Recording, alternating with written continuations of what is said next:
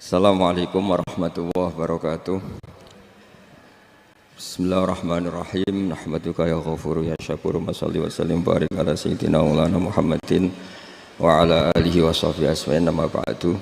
Kula niki cerita ibadah sing ringan-ringan mawon. Tapi dadekne mlebu swarga.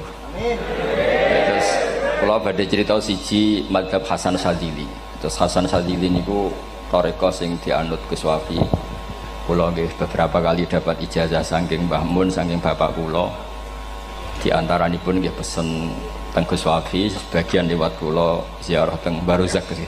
Baruzak Termas. Abdul Hasan Asyadzili niku nate pas teng dalem ditamoni pemuda. Pemuda niku ngrudu. Di kampung kami banyak maksiat, di kampung kami banyak kesalahan. Niku sepundi? Jawab Abdul Hasan Asyadzili niku ringan. Sing jelas mboten sragen.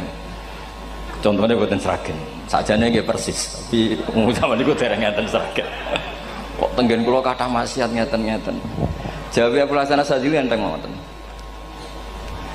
Man ahabba alla yu'sawaha fi ardi alla yu'sawahu fi ardi faqad ahabba alla tadhara maghfiratu wa alla tadhara syafaatuhu sallallahu alaihi wasallam.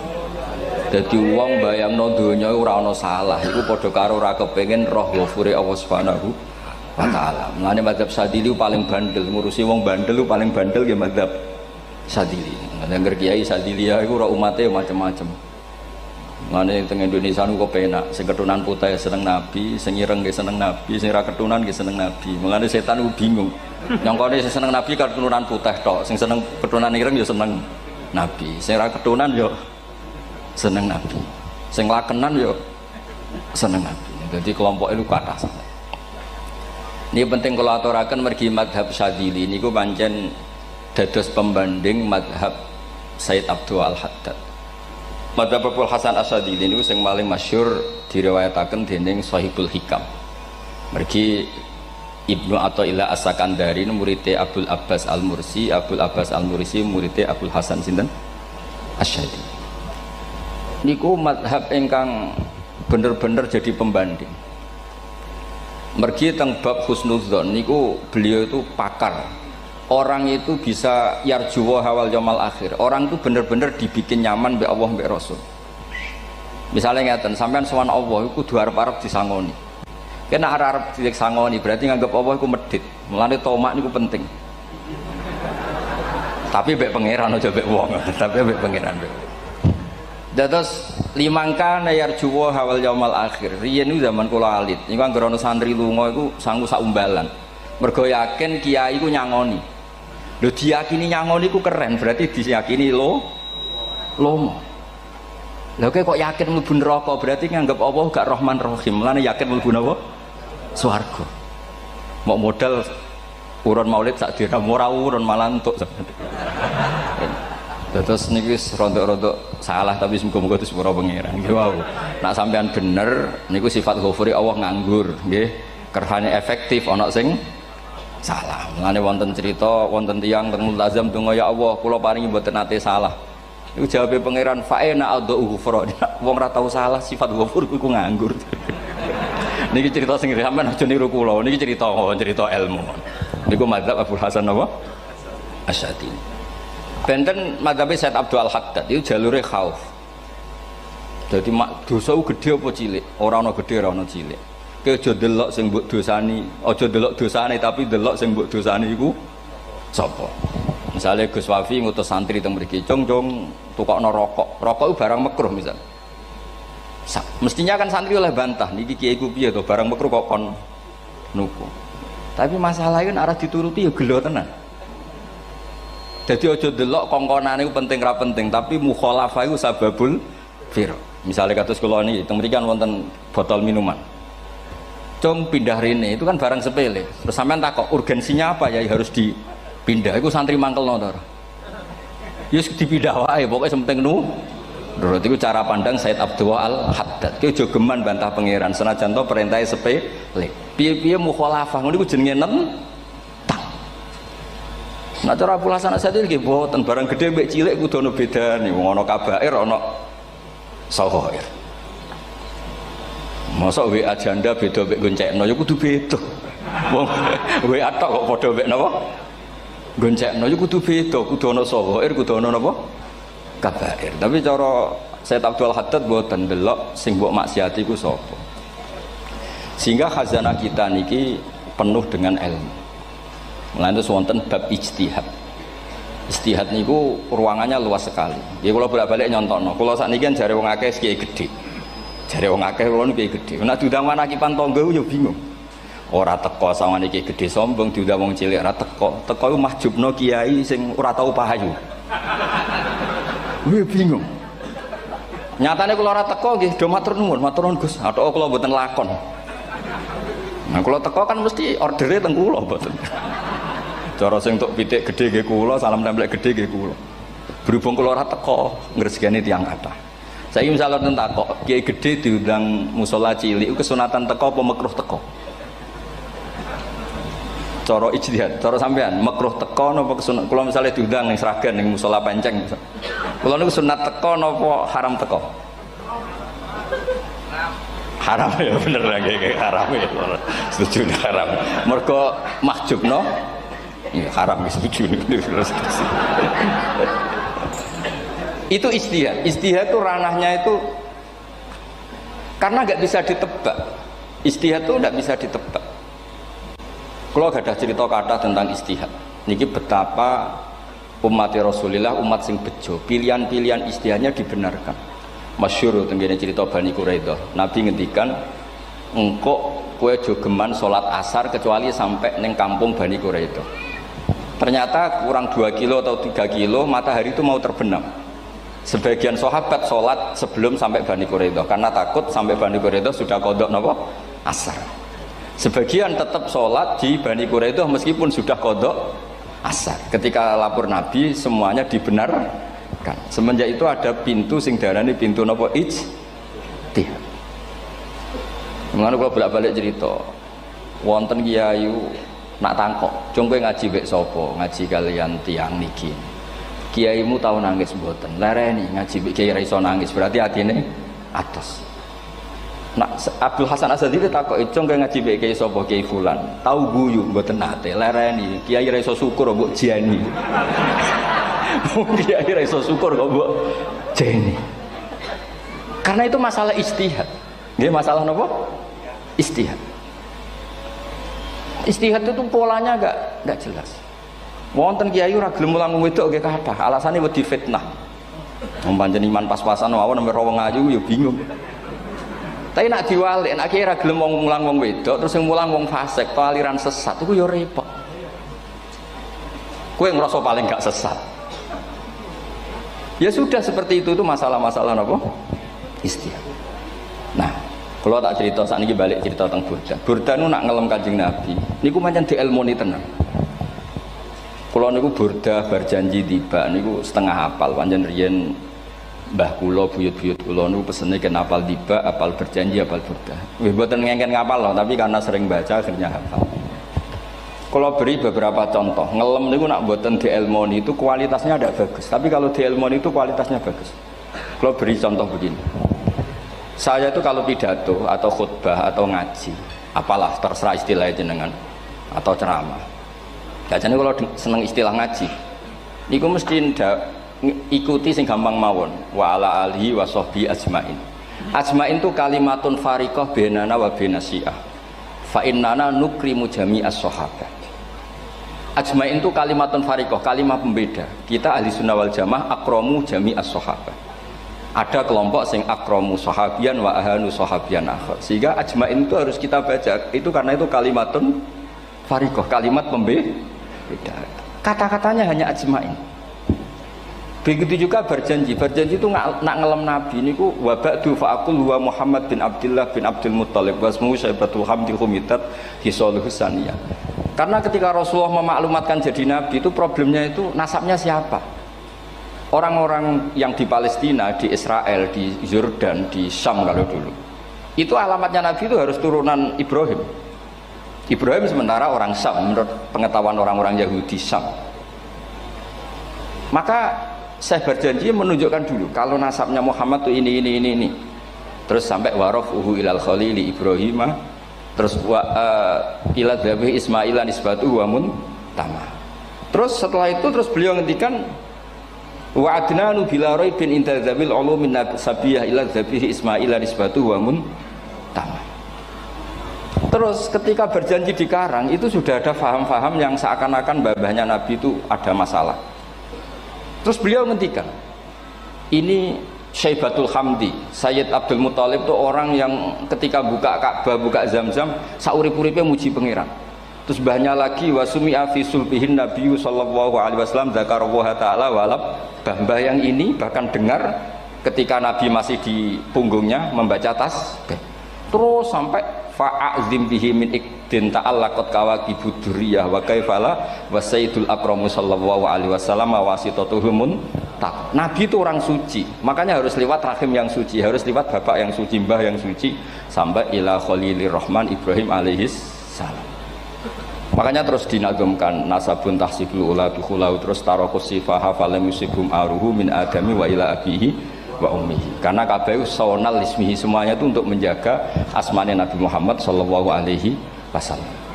Kemudian Burda membentuk itu dalam bentuk nazuman. Misalnya beliau ngendikan Rasulullah itu mutiara.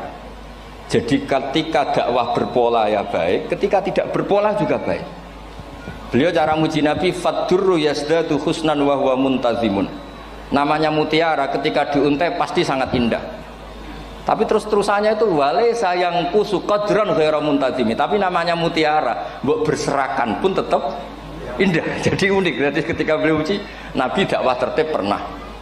Sholat tuh harus begini, harus begini, harus begini. Beliau sholatnya tumakninah tertib. Tapi Nabi pernah sholat gak tertib. Duhur tuh 2 rakaat. Mana anak kiai rodok lalinan itu ya anak sana tuh. Duhur itu 2 rakaat. Tapi barokahnya Nabi duhur 2 rakaat diketahui cara sholat kalau salah itu gimana. Umpama Nabi sholatnya bener terus, itu akan kesulitan kita solusinya ketika ngalamin apa? Kesalahan. Makanya Nabi ngendikan ma kuntu ansa walakin unas sali as-sunnah. Itu mestine ra tau lali, tapi didesain lali biar bisa jadi sunnah. Wonten tiyang salate suwi maca surat Baqarah. Wonten tiyang badhe njupuk wedhuse lah cara Indonesia. Bareng kesuwen piyambake mufaraqah. Walhasil Mu'ad matur Nabi, ini munafik di tengah-tengah sholat kok mufaraqah. Si penggembala unta ini juga ngeklaim, ya Rasulullah imam kita tidak benar, sholatnya kesuwen. Pikirannya wong ora bela imame. Ternyata Nabi gak belok sing ngangon. Afattanun anta ya Mu'ad. Wong imame wong seragen surat Baqarah. Wis pokoke kulhu wae. Jadi Islam itu segampang itu, semudah itu. Sehingga wonten tiyang niku isane maca kulhu, rakaat ula nggih kulhu, saniyah nggih kulhu, pokoke kulhu. Sampai sok makmume ku mangkel. Waduh, si imam iki gak keren, mosok main apa? Kulhu. Dilaporno, ya Rasulullah ini imam yang kau tugaskan di kampung kami niku amen maca kulhu mau. Ditimbali mbek Nabi, kenapa kamu baca kulhu terus? Li'annaha sifatullah, karena itu sifatnya Allah. Maka saya senang mengulang-ulang sifatnya. Terus kata Nabi, saya barusan dikasih wahyu Allah bahwa Allah mencintai kamu karena kamu mencintai surat kulhu. Nah ini ijazah yang seragam ini ku mawon. Hati maca timbang maca idza samsu kuwirat bulet nang tengah. Jajal ampun tak tes sak niki. Kiai paling pinter teng Sragen kan maca idza samsu kuwirat di depan umum. Mungkin nak dhewean roh tapi nang ngarepe Habib doa ngarepe Gus Wafi meriang nak muntir. Wah, ngoten niku kula ndek kanca niku imame level desa, bareng imami teng kecamatan salat Id. Mersiapno surat Tabarakalladzi biyadil mulk. Suwengi diapalo lanyah sampe ambeke hafid. Niku nyatane nggih malah klirune fatal, malah lali ra maca Fatihah. Saking semangate ben ketok imam keren maca surat napa? Tabar. Jadi yo ribet. Terus kula suwun seneng Nabi niku kados senenge para ulama. Niku nak nyipati Nabi niku gampang. Kula niki beto kitab Saraipun Burdah kalian Saraipun Barjanji. Niku kalau ngelem Nabi niku sederhana sebenarnya. Tapi itu yang mengena. Bisa ulang lagi niku sing mengena. Misalnya dawuh Imam sing aran Risalah Qusyariyah.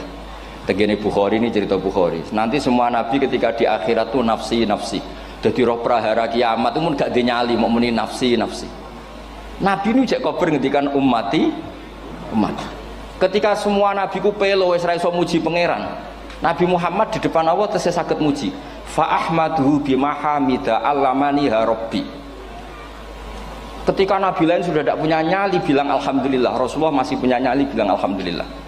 Sehingga fa Muhammadun ahmadu min ghairi.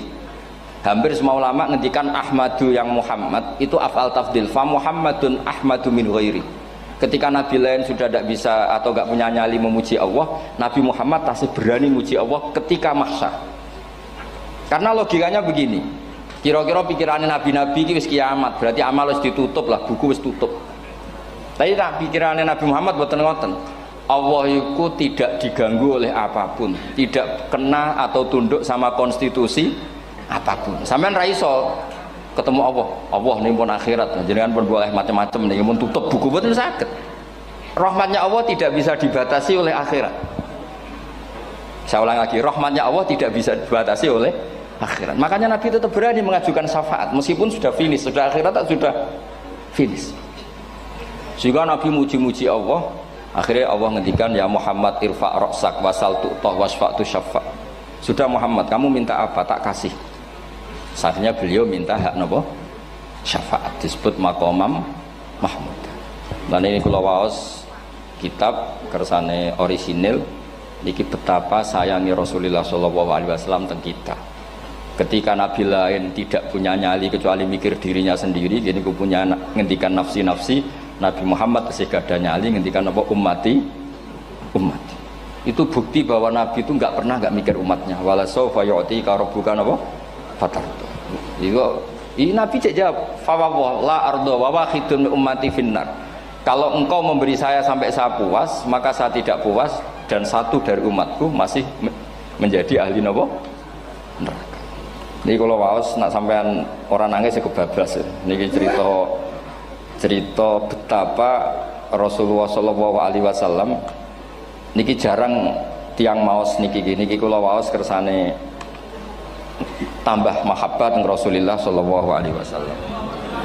Dados niki kalau cerita ketika Rasulullah ketemu pangeran teng Sidratil Muntaha, niku diredaksekno burdah. Nggih, diredaksekno burdah fakhusta kulla fakharin ghaira mustarakin. Engkau mendapat kehormatan yang tidak tersaingi. Fakhusta kulla fakharin ghaira mustarakin. Jadi engkau mendapat kehormatan yang tidak akan tersaingi. Wa justa kulla maqamin ghaira mustahami. Utawa khusta kulla maqamin ghaira mustahami. Dan engkau mendapat satu derajat yang enggak mungkin tersaingi. Mustaham itu enggak tersaingi lah. Walhasil ternyata derajat itu apa? Gini ku ketika Rasulullah ketemu Allah Ta'ala teng Sidratil Muntaha, niku Sayyidah Aisyah radhiyallahu anha tangklet, ya Rasulullah, mal ladzi auha ilaika rabbuk idz qala fa auha ila abdihi ma auha. Qala ya Aisyah aturidina anta alami ma la ya'lamuhu Jibril wala Mikail wala nabiyyun mursalun wala malakun muqarrabun. Aisyah, bagaimana mungkin kamu tanya sesuatu yang bahkan Jibril itu tidak tahu, Mikail itu tidak tahu, dan semua malaikat yang dekat maupun nabi yang jadi rasul semuanya tidak tahu hubungan saya, kedekatan saya dengan Allah membicarakan apa. Niku sing dimaksud burdah kaima tafuza biwaslin ayya mustatarin, wonten sing maca ayyi mustatarin anil uyuni wasirrin ayya muktatamin. Jadi Nabi ketika ketemu Allah di Sidratil Muntaha itu ada misteri yang hanya Nabi yang tahu. Nabi niki ibu-ibu harus bangga, Sayyidah Aisyah jenenge bojo wanita tangklet. Ambek Nabi itu sing ngeles. Itu rahasia yang Jibril saja tidak tahu, Mikail saja tidak tahu, masa kamu tanya? Niki khase wong putri ini. Ya Aisyah, as'aluka bi Abi Bakrin ila ma a'lam tani. Gimana cara Jawa tak kadakno mertuamu nek gak gelem cerita. Terus kunane kuno niku nggih wong wedok niku saged ngancam niku. Dadi kamane wis ngancam. Aku lapor bapakku, aku digo mulih sampean rati bojo kabare. Ya rada ribet njenengan ngadepi wong wedok niku rada ribet. Terus faqala akhirnya Nabi cerita, tapi ya tentu tidak semuanya diceritakan. Inni lama kuntu qaba qausaini qultu Allahumma innaka adzabta al umam ba'duhum bil hijar wa ba'duhum bil masih. Oh ya, ini halaman 63 62 teng kitab Khasyatul Bajuri alal Burdah. Ya, kitab Hasyatul Bajuri alal Burdah. Ya Allah, Engkau menyiksa umat-umat sebelum umat saya, sebagian bil hijarah wa ba'dum bil mashi wa ba'dum bil khosfi. Fama anta fa'ilun bi ummati. Lalu yang akan kau lakukan untuk umatku itu apa? Reputasi jenengan sama orang-orang yang durhaka itu selalu menyiksa. Ada yang pakai batu, yang dilikuifaksi, ada yang pakai ini. Mosok umatnya kekasih jenengan podo ngoten. Berarti Nabi ku mun nego lah. Nego supaya gak sama. Faqala unzilu alaihimur rahmah min ananis sama wa ubaddilu sayiatihim hasanat. Ndak, saya ndak seperti itu dengan umatmu. Waman sa'alani a'taituhu waman tawakkala saterusé. Terus wa fid dunya asturu alal usad wa fil akhirah usyaffi'u kafihim. Orang-orang yang masih maksiat di dunia tak kasih hak tobat, dan nanti di akhirat tak kasih hak syafaat. Engkau tak kasih hak syafaat. Mulane ini penting dingertosi bilih ukuran Nabi baik itu gampang nak sampean ngaji ngangge ilmu. Syafaati li ahlil kabair min ummati. Sok syafaatku kanggo ngomong sing salah akeh. Wong Nabi ku ora melok dosa kok mikir nyafaati. Nek rapi-apike wong ora mungkin. Wong sing dosa aku sampean, sing salah sampean, sing mikir solusine Kanjeng Nabi. Lho wong kok apikane ngono iku gak mungkin ta wong piye. Wong sing salah ku sampean, sing diutang yang sampean, sing kasus ku sampean, sing mikir Kanjeng. Nah itu cara ulama ngelem Kanjeng Nabi. Mulane khodam tuhu bimadihin astaqilu bihi dzunuba umrim madha fi syi'ri wal khodami. Dadi aku ngelem Nabi iku sebagai bentuk ngelem sing ndadekno dosaku ben disepuro pangeran. Misalnya kita suka alpat, muji alpat, suka innova, muji innova, suka kebun, muji kebun. Sing ribet ku nak suka hewan, seneng kucing ngamen ngelem kucing. Lho bareng ngelem Kanjeng Nabi kok ora iso. Lane jare Burdah, aku iku ngelem apa tau iso, mosok aku ora tau ngelem Kanjeng Nabi. Makanya terus beliau hidupnya, kemampuan syairnya didedikasikan hanya nggo ngelem Kanjeng Nabi Muhammad sallallahu alaihi wasallam. Makanya terus ngendikan wa huli kholasi khaira multazim. Saya dedikasikan kecerdasan saya untuk ngelem Kanjeng dan Nabi, dan itu solusi terbaik. Lalu nak ngelem Kanjeng Nabi kadang kebablasan, sampai dikritik banyak ulama karena kebablasan. Gini masyhur beliau ngendikan wala yadi ka rasulullah jahu kabi idzal karimu tajalla bismi muntaqimi. Wonten naskah sing tahalla dukan wau teng mriki diwaos napa tahalla napa tajalla tahalla ya. Wonten naskah tahalla wonten tajalla artosipun ngeten. Ya Allah, nabimu ini engkau gelari nabi yang ar-raufur rahim, sebagaimana yang sering disebut Habib Ali Al-Habsyi. Jika nabimu itu ar-raufur rahim, maka ketika engkau mau menyiksa saya dengan atas nama engkau al-muntaqim, zat yang tukang nyiksa, yang menyiksa, maka gelar engkau kepada nabi yang ar-raufur rahim itu kamu kemanakan? Jenengan kudu konsisten, terus kadung ngarani nabi ini jenengan raufur rahim. Maka sifat jenengan yang muntaqim jangan pakai dulu, karena saya ini umatnya Nabi yang kamu beri gelar Raufur Rahim. Paham tak jenengan? Maksudnya ya aja sida nyiksa wong kadung mbok arani Raufur Rahim. Dadi wala yadi ka Rasulullah jahu kabi idzal karimu tajalla ta tahalla bismimun takim. Terus sekarang Burdah jenenge Muhammad. Allah kadung janji wong sing jenenge Muhammad ora bakal disiksa. Sebetulnya maknanya ya Muhammad Sayyidul Anbiya nih. Tapi ketika ono panggilan Muhammad ke depan, Muhammad gak boleh disiksa. Jeneng kula nggih Muhammad. Terus Burdah nu saking yakine ngendikan fa innali zimmatan minhu bi tasmiyati Muhammadan wa huwa afal khalqi bi zimman. Gusti jenengan kudu eling nami kula niku Muhammad. Wong sing jenenge Muhammad itu ora oleh disiksa. Padahal maksudnya ora oleh disiksa kan kanjeng Nabi Muhammad, tapi piyambake namine Muhammad. Terus ngendikan malih in ati dzamban fama ahdi bimun taqidi minan nabi wala habli bimun sori. Gusti kula pun iman mbek jenengan. Iman itu nilainya tertinggi. Jenenge iman nilai tertinggi, maka iman nggak bisa dibatalkan hanya karena saya salah. Jadi pangeran kok diruwayu dipeksa kudu ngakoni nek dene umat Rasulullah sallallahu alaihi wasallam dan in ati lamun nekani ingsun dzamban ing dosa. Fama ahdi bimuntaqidin, maka perjanjian saya dengan engkau tidak boleh dibatalkan.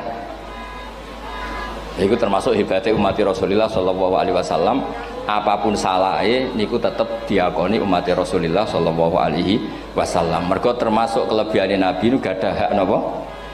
syafaat. Nggih eling-eling termasuk kelebihane Nabi gadah hak napa?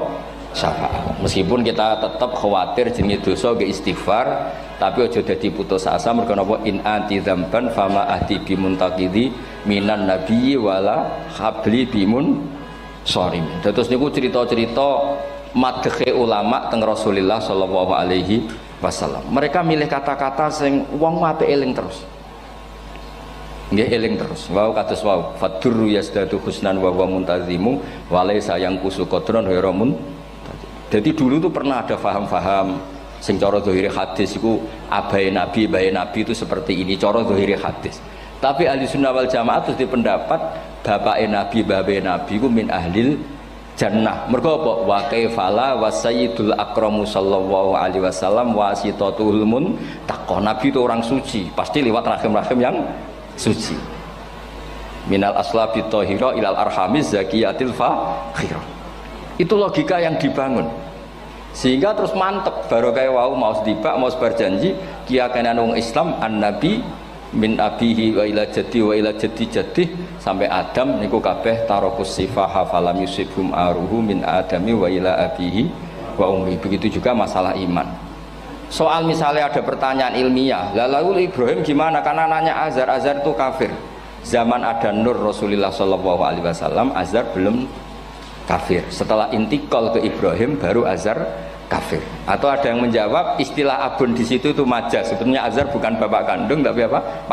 Paman. Selalu ada jawaban ilmiah dari ulama-ulama ahli sunnah wal jamaah. Tapi kalau pesen teng jenengan sementing niku mau tiba berjanji napa bodan ada 1-2 bait yang jenengan tahu maknanya. Sehingga nanti kualitas mahabbah kita, kualitas kecintaan kita pada Rasulullah sallallahu alaihi wasallam niku tambah. Misalnya ngeten, kula kan nekuni tafsir ya. Ada ayat rubama yawaddul ladzina kafaru law kanu muslimin. Niku hampir semua mufassir konsensus sepakat jeng ben nek wong Islam mlebu neraka. Niku sampean kudu donga, nek mlebu neraka muga-muga jejer wong kafir sing kecangkeman. Niku dinyek. Jarene iman nekani mau oleh jutene neraka padha wae aku. Apa meneh misalnya sampean hafal Quran jejer wong sing hafal jare kapit kok ora mlebu napa neraka. Kudu ana sing ngenyek. Mergo Allah nu tersinggung sakwise ana wong sing napa ngenyek. Akhirnya Allah tersinggung. Niku sing diceritakno tiba. Wa izzati wa jalali la ja'altu man akhlasa li bisyahadati kaman kadzdzababi adkhiluhumul jannata bi rahmati.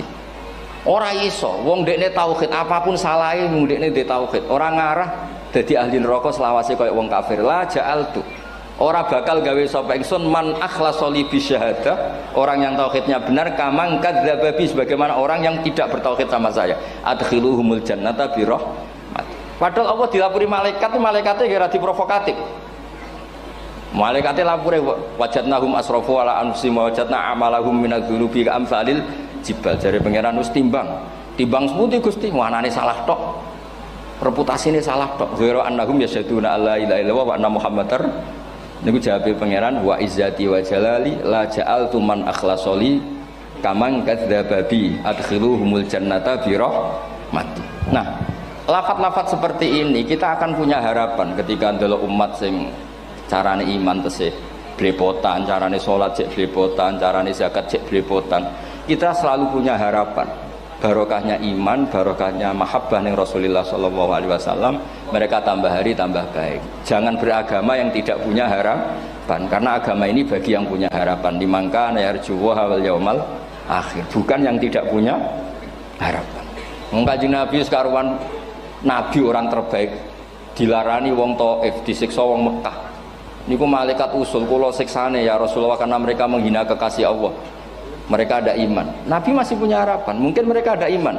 Tapi asallah ayyukhrija bal arju ayyukhrijawah min aslabihim may ya'budu wa la yusyriku bihi syai'an. Bapak orang iman, aku cek di harapan anak putune iman. Dan sedekah Rasulullah sallallahu alaihi wasallam. Saniki kata bapak era poso, anaknya melok TPQ, bareng poso juk gendong, akhirnya bapak izin melok poso. Bapaknya maca Quran ra tau, bapaknya nekani wisuda anaknya hafid. Mulane bapaknya ora kena dibentuk, ya arep-arep napa? Anaknya. Nah anaknya ora kena dibentuk ya arep-arep putune nganti Imam Mahdi turun nang ngoten mawon. Pokoke agama niki limangka nayarjuwa wal yaumal akhir. Terus kula suwun sak napa madzhab Abdul Hasan Asyadzali. Nggih pancen madzhab niku kathah, tapi kula suwun agama teng zaman akhir dawuh Mbah Mun kudu kathah rojae. Nggih mergi walladzina amanu asyaddu hubbal lillah. Dawuh Imam Ghazali ar-roja yuqaddam alal khauf. Mergo roja dadekno mahabbah. Orang yang punya harapan itu lebih mudah mahabbah. Dan hubungan kita dengan Allah itu hubungan mahabbah. Ini ku walladzina amanu asyaddu hubbal lillah. Saman roh anake wakal kok hubungane putus asa mesti maksudno. Tapi nek hubungane iso wae saiki nakal so ben gak. Iso wae saiki goblok so ben gak. Senajan to so ben ra terbukti lah, penting hidup itu ada harapan. Guys, penting hidup itu napa? Ada harapan. Kata ulama ngendikan afdhalul ibadah intizarul farad. Apa-apa ibadah selalu punya napa? Harapan. Terus Indonesia yang seperti ini kita berharap akan lebih baik, akan lebih baik. Wong cilik kula niku sing jilbaban mau keluarga ketok. Sakniki kathah tiyang napa? Jilbaban. Cilik kula tiyang salat di masjid nggih mboten serame sekarang. Sampeyan ra iso grutu, tapi salat tok tapi atine ngene-ngene. Wah ya ribet nak ngoten sampeyan nyoal ideal nggih ribet. Pira-pira gelem napa? Pira-pira purun napa? Salat purun teng masjid. Sampeyan ndak usah memaksa ideal, wong kita ndak pernah napa? Ideal. Terus kula suwun cerita-cerita teng tiba teng berjanji bahwa Nabi sahibus syafa'ah. Nabi nu tiyang sing peduline napa ummati. Jadi ketika Nabi lain mboten gadah nyali ngadepi hisab, ngene iku do muni nafsi, Nabi tesih gadah nyali mikir umate ngendikan mati. Carane apa? Muji pangeran bimahamida allamani ha rabbi. Lane dawuh iki teng ulama-ulama dawuh fa Muhammadun ahmadu min ghairi. Makanya summiya Muhammadan mergo li annahu satu wasammihi idza wada'atihi Muhammadan li annahu satu madun apa? Ubah wa summiya Ahmad li annahu ahmadu min ghairi. Ini hampir semua ulama ngendikan ketika teng mahsyar semuanya Nabi gak punya nyali untuk matur minta sama Allah. Mergo wis kiamat berarti wis nis Nabi tesih ada pikiran Allah itu tidak terhalangi oleh kiamat, Allah tidak terhalangi oleh akhirat, Allah tidak bisa dihalangi apapun, sehingga Nabi tetap wani jaluk pangeran. Berarti mujine Nabi ku lebih tok karena tahu Allah itu tidak terbatasi. Nah karena Allah tidak terbatasi, podo-podo Allah wapian, wis tak jaluk kanggo umatku sing mati alat tauhid. Berhubung Nabi ngoten terus Allah ngendikan ya Muhammad irfa ra'sak napa wasal tu'tah wasfa tusyafa. Muhammad kepala kamu angkat, kamu minta apa saya turutin. Terus Nabi minta hak napa syafaat. Seseorang bertobat. Dulu umatnya Nabi Musa ada yang menyembah anak sapi, ijel itu, harus tobat. Itu tobatnya ekstrim betul. Kalau tobat sekarang kan cukup istighfar sama istighosah. Kalau dulu enggak, liyak tulal bari umingkum al mujrimah, yang terbebas dari dosa menyembah anak sapi, membunuh yang terlibat atau pernah menyembah anak sapi. Makanya ayatnya apa? Fatubu ila bari'ikum faqtulu anfusakum. Ya, jadi orang-orang yang pernah menyembah anak sapi itu tobatnya apa? Faqtulu anfusakum. Sebab itu semua ulama berkewajiban menerangkan nasa mansuh. Sampai Sayyidina Ali suatu saat ada mubalek atau ustadz itu ngajar di masjid, ditanya, kamu tahu nasa mansuh enggak? Enggak tahu. Terus kata Sayyidina Ali, berhenti jadi mubalek, lisensinya dicopot. Dicopot, kemudian halakta wa ahlakta, kamu rusak juga merusak.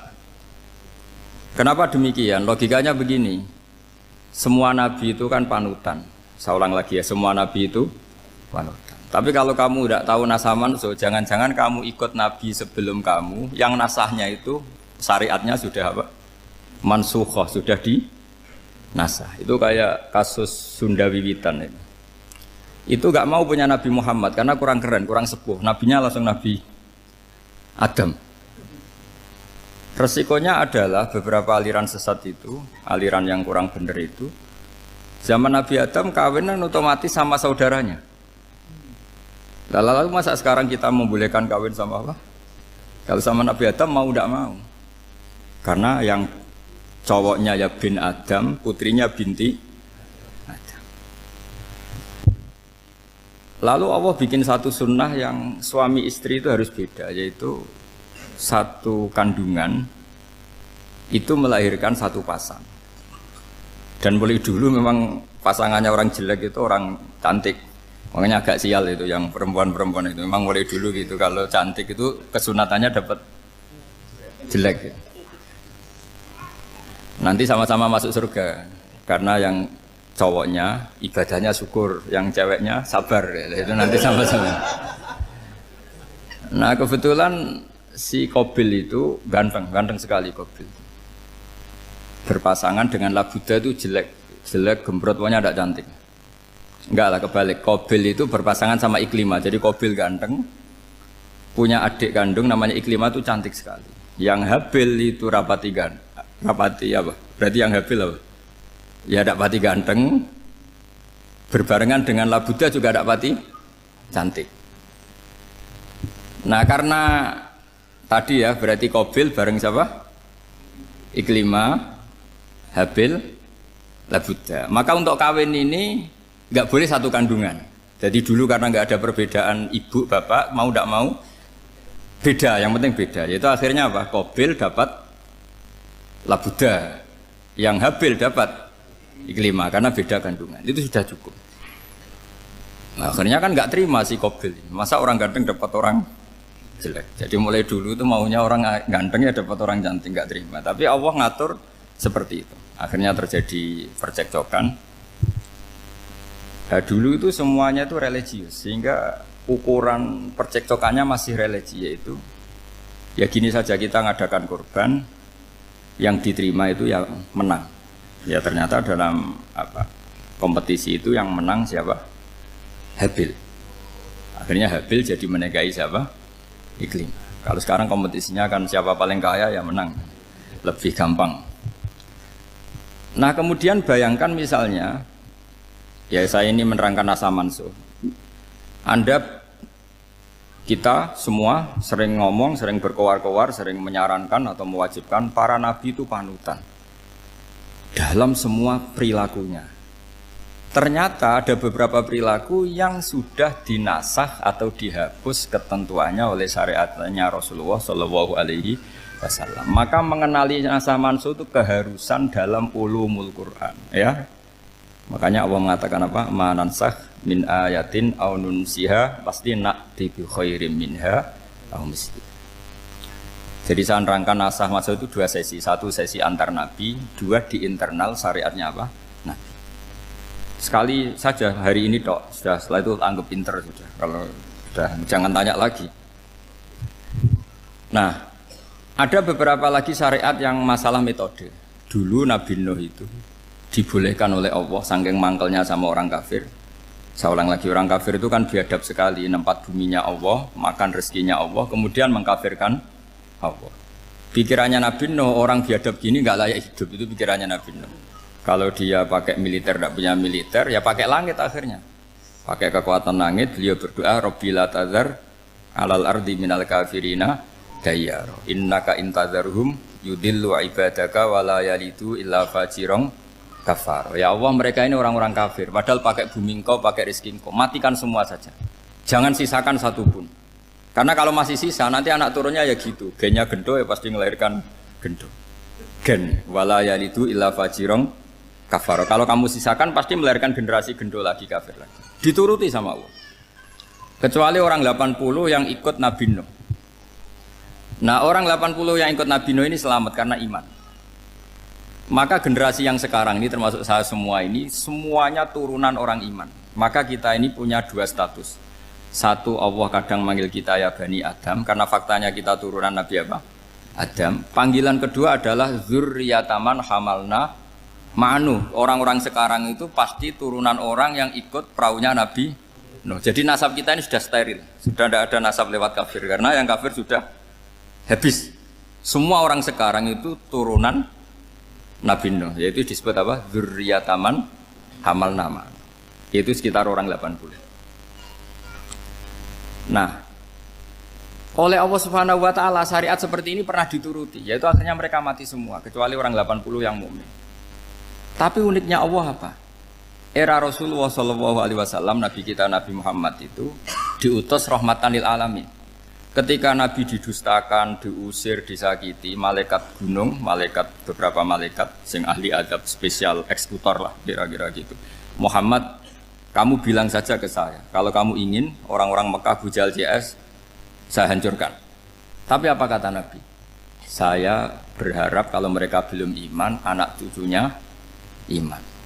Karena bagaimanapun sperma ya atau calon bayi atau calon keturunan itu kan ada fi aslabir rijal atau fi zuhurir rijal. Jadi kalau dalam ilmu agama itu gen manusia itu disimpan di zuhurir rijal di punggung lelaki. Nanti dipindah ke arhamin nisa. Logikanya gini. Ini dengerin ya. Logikanya gini, misalnya Abu Jahal. Abu Jahal itu di situ ada orang namanya Ikrimah. Itu anaknya Abu Jahal. Itu orang mukmin. Akhirnya ya jadi orang alim. Abu Lahab itu di rahimnya di punggungnya ada perempuan namanya Darrah. Akhirnya juga orang mukminah. Saya berikan contoh. Khalid bin Walid itu anaknya Walid. Walid itu musuh besarnya Rasulullah. Tapi di punggungnya ada orang bernama Khalid. Ini dengerin. Nah di punggung ini kira-kira Allah sudah tahu apa belum? Jawabannya sudah tahu. Artinya kalau ini mati atau kamu bunuh, kamu sebenarnya nggak bunuh orang kafir saja, bunuh calon orang mukmin yang sekarang masih bersemayam di punggungnya orang-orang kafir. Jadi bisa saja orang yang sedang kafir itu ada sekian calon generasi yang suatu saat mukmin. Itu syariat yang diajarkan ke Rasulullah SAW. Karena kasofnya Nabi, kasof itu satu kondisi di mana seorang Nabi itu dipertontonkan sesuatu yang nggak kelihatan. Itu dalam bahasa Arab kasof atau mukasyafah. Nabi dipertontonkan ternyata banyak orang kafir yang di punggungnya itu ada calon generasi mukmin atau muslim. Akhirnya Nabi nggak berani. Jangan bunuh. Mungkin bapaknya ada iman tapi anaknya iman. Betul, Abu Jahal punya anak Ikrimah, Abu Lahab punya anak Darrah, Walid punya anak siapa? Khalid. Itu mirip seperti kita, bapak era sholat, anak ETPK sholat, akhirnya bapaknya katut sholat. Banyak enggak di Indonesia, bapaknya tidak bisa baca Quran, anaknya hafid. Nah itu kalau bapaknya kamu habis, tidak ada yang meselin. Makanya biarkan hidup saja. Nah, artinya gini, andai kan tidak ada ulama yang menerangkan nasa mansuh, dikira syariat Nabi Nuh itu abadan mu'abbadat, selamanya lama. Jika main teror sama orang kafir sah berdasar Nabi Nuh. Padahal kita sudah ganti Nabi. Yaitu syariatnya Rasulullah SAW masyhur itu ketika Nabi ngendikan, saya tidak minta mereka dihukum, tapi ya Allah saya minta Allah mahdi qaumi fa innahum la ya'lamun. Mereka kafir itu karena tidak tahu. Sehingga ada periode. Loh kalau perang itu beda, perang itu konteksnya duel, itu tidak harus sama Abu Jahal, Abu Lahab. Ada penjahat mau bunuh kamu wajib perang enggak? Wajib. Penjahatnya meskipun muslim apa harus kafir? Meskipun muslim. Maka kata ulama fikih sebetulnya perang duel itu bukan syariat muslim sama kafir tok. Masih muslim sama muslim, misalnya ada orang mau merkosa istri kamu, terus dia pamit gini, saya muslim loh, beri hak loh. Enggak bisa. Saya penjahat loh, muslim. Jadi kamu enggak boleh merangin saya, ngelawan saya. Saya kan muslim. Enggak bisa, tetap harus dilawan. Makanya kata ulama-ulama fikih, pertarungan sama musuh itu tidak harus sama orang kafir. Orang muslim pun yang mengganggu kehormatan kita, misalnya mau merkosa istri Anda, itu harus dilawan. Makanya Nabi ngendikan mangkutilah duna mali fahuwa syahid, mangkutilah duna harimi fahuwa syahid. Orang yang mati karena membela kehormatan keluarganya atau hartanya, maka dia mati syahid. Dan penjahat yang mati ini muhaddarun damu, diabaikan sehingga enggak kena kisos, membunuhnya enggak kena. Misalnya ada penjahat mau bunuh kamu duel menang. Kamu enggak kena kisos karena ini muhaddarun damu, diabaikan kehormatannya. Padahal dia muslim, apa? Muslim. Ini perlu. Jadi ini mengaji ini agak jelimet tapi gampang. Kan kalau paham enggak paham selesai, jadi anggap aja selesai itu. Sehingga kalau enggak ada nasa mansuh, maka orang selalu berpikir, pokoknya yang penting ikut Nabi. Lah itu bahayanya kalau Anda tidak tahu detail, jangan-jangan syariat yang kamu ikuti itu syariat yang sudah berstatus mansukhoh, telah dicabut. Dan itu banyak. Makanya kata Sayyidina Ali ketika ada orang ngajar gak tahu nasa mansuh, halakta wa ahlakta, kamu rusak dan merusak orang lain. Seperti tadi pernah ada kawin itu satu turunan, yaitu era Nabi Adam. Masa kita sekarang kawin sama satu turunan, kan gak mungkin. Ya kan, pernah ada membumi hanguskan orang kafir, yaitu syariatnya Nabi Nuh. Itu dihapus oleh syariatnya Nabi Ibrahim dulu. Yaitu Nabi Ibrahim menghentikan apa? Faman tabi'ani fa innahu minni wa man asani fa innaka ghafurur rahim. Ya, kalau orang ikut saya ya Allah ya pasti golongan saya. Kalau yang masih maksiat, masih balelo, saya berharap engkau ampuni. Akhirnya banyak orang kafir tobat. Coba era Rasulullah itu semua orang kafir Mekah itu kafir. Nabi belum wafat. Itu sudah ada 114.000 mukmin semua.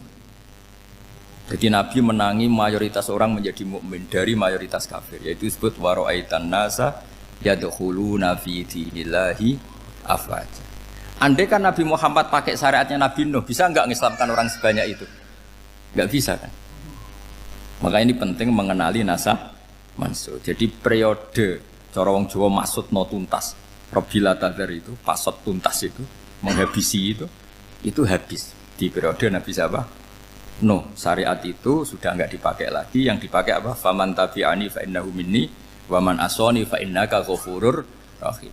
Lah Nabi Muhammad ini nabi yang kena khitab anit tabi' millata Ibrahim hanifah.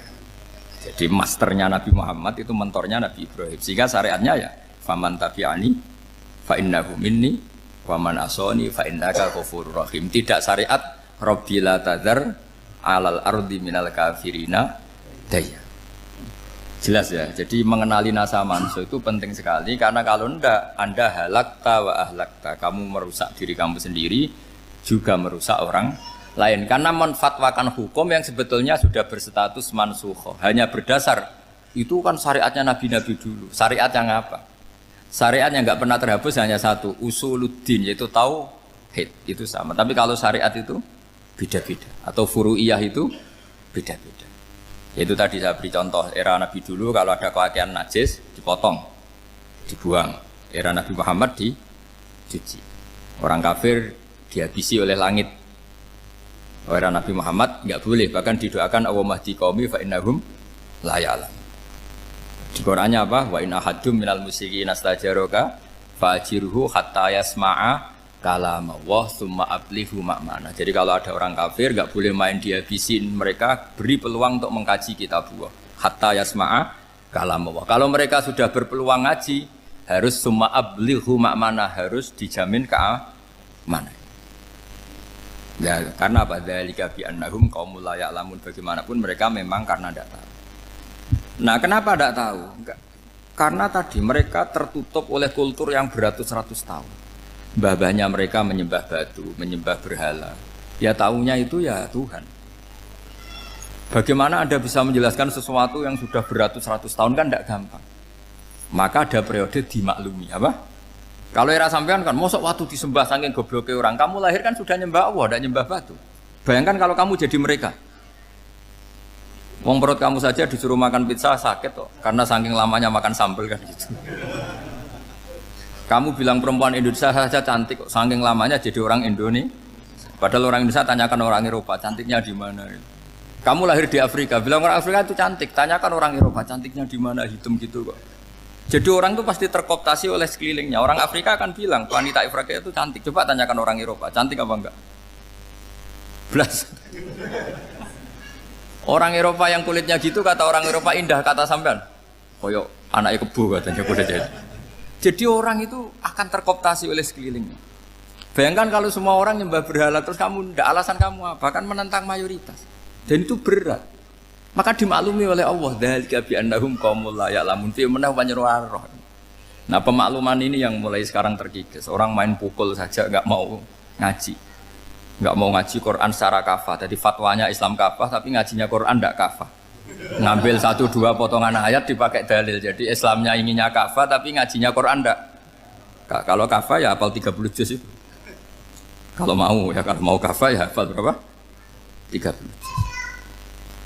Makanya saya sering bilang, saya sering dinasihati orang karena belum tahu saya ini hafal Quran.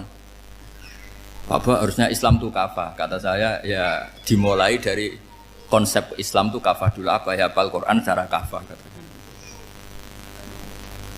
Jadi ini penting saya utarakan. Bahaya sekali orang mengenali Islam tanpa mengenali nasah mansuh. Karena beberapa syariat Nabi sebelum kita itu berstatus mansuh.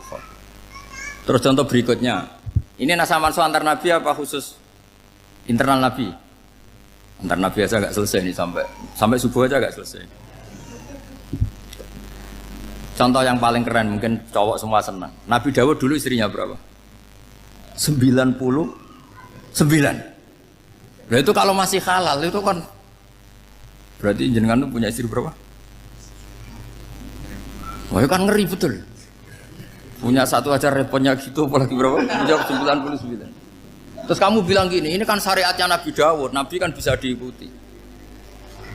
Pernah ada periode di mana seperti itu boleh. Jadi makanya mau tidak mau mengenali nasah mansuh itu harus. Kalau ndak ya kamu masih berkeyakinan boleh beristri berapa? Nah ini penting saya utarakan. Makanya Sayyidina Ali itu kalau ngetes calon mubalek, kira-kira kalau Kemenak dulu inginnya apa? Sertifikasi apa? Mubalek. Itu tanyanya gitu. Ta'rifun an-nassa wal mansuh, kamu apa tahu nasah mansuh? La.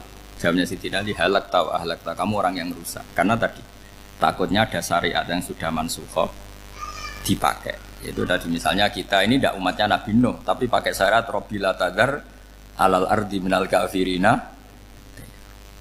Terus ketiga begini, misteri manusia itu. Dan ini kita tidak pernah tahu sampai kiamat, tapi ini ilmu harus kita diskusikan. Misalnya saya ini namanya Bahaudin. Saya sekarang hidup sampai 2019 sekarang. Kan hanya Allah yang tahu berapa turunan saya sampai kiamat dan statusnya kayak apa. Donald Trump juga gitu. Donald Trump itu sekarang kafir, tapi kita tidak pernah tahu nanti turunan keberapa ada yang Muslim. Lah turunan yang calon Muslim ini diletakkan di mana kita tidak tahu. Yang jelas kalau kamu bunuh itu katut itu. Artinya gini, logika membiarkan orang kafir itu ya ada logikanya. Gitu. Logika membunuh karena mereka mau membunuh kita ya ada logika fikihnya, karena kalau kita ada membunuh dibunuh. Makanya semuanya hukum ini terus bergantung al-hukmu yaduru ma'ilatihi wujudan wadam. Di sini terus dipertemukan. Makanya semua nabi itu kalau yang namanya membunuh pasti pas perang saja, karena ini kondisi yang memang pilihannya hanya dua, kalau nggak dibunuh ya membunuh. Ada duel lah itu. Maka ini butuh kajian fikih dan orang nggak boleh subjektif dalam hal ini. Saya ulang lagi, tidak boleh subjektif. Karena tadi, orang yang kamu katakan sekarang misalnya Zaid, kamu itu bodoh sekali. Kenapa bodoh? Tidak hafal Quran, nggak pernah kuliah, nggak pernah ngaji. Ternyata Zaid ini bersemayam calon anak yang alim alama hafal Quran. Namanya Umar, tapi masih jadi sperma. Suatu saat Zaid itu punya anak alim alama. Kan banyak orang tidak bisa baca Quran punya anak hafid. Banyak nggak di Indonesia? Banyak nggak petani yang punya anak dekan? Petani punya anak dekan. Yang dekan punya anak naik kelas saja susahnya bukan main. Banyak kan? Nah ketika dibalik nanti ada dekan punya anak goblok, yang petani punya anak dekan, pinter mana? Kita tidak pernah tahu. Makanya ini kan ya sudah, kalau nggak pernah tahu ya bilang saja wallahu alam, kan selesai. Daripada keminter keliru kan ada wallahu alam. Makanya cerita favorit guru saya, Kiai Haji Maimun Zubair itu punya apa namanya Kiai Zubair. Itu cerita favoritnya itu ada santri namanya Soleh. Soleh itu alim alama. Orang Madura itu cara berpikir kan kalau kiai saja alim seperti itu, apalagi bapaknya. Pas bapaknya main ke pondok, santrinya ada ribuan. Bapaknya main ke pondok itu, sholat itu ya gak bener, gak sesuai sunnah Rasul lah kira-kira gitu. Sudah sholat itu gak bener, apa-apa gak bener. Masih ditakwil sama santri Madura, karena orang Madura itu kultus. Mungkin khilaf itu satu khusus, pokoknya perlakuan khusus. Suatu saat saking bodohnya orang itu, kenceng tuh pikir musola. Wah ini gak bisa ditakwil lagi, akhirnya gak bisa ditakwil tuh gak. Wah ini sudah gak bener ini, gak bener. Singkat cerita santri tadi gak kuat matur ke kiainya, Pak Yai, jenengan sealim itu kok bapaknya segoblok itu. Kenapa? Ya, dia kenceng pikir musola. Oh bapak saya tuh pinter sekali. Kok bisa? Karena beliau yang memutuskan saya mondok sampai saya jadi alim alama seperti ini. Yang bodoh itu mbah saya. Yang bodoh itu mbah saya kan.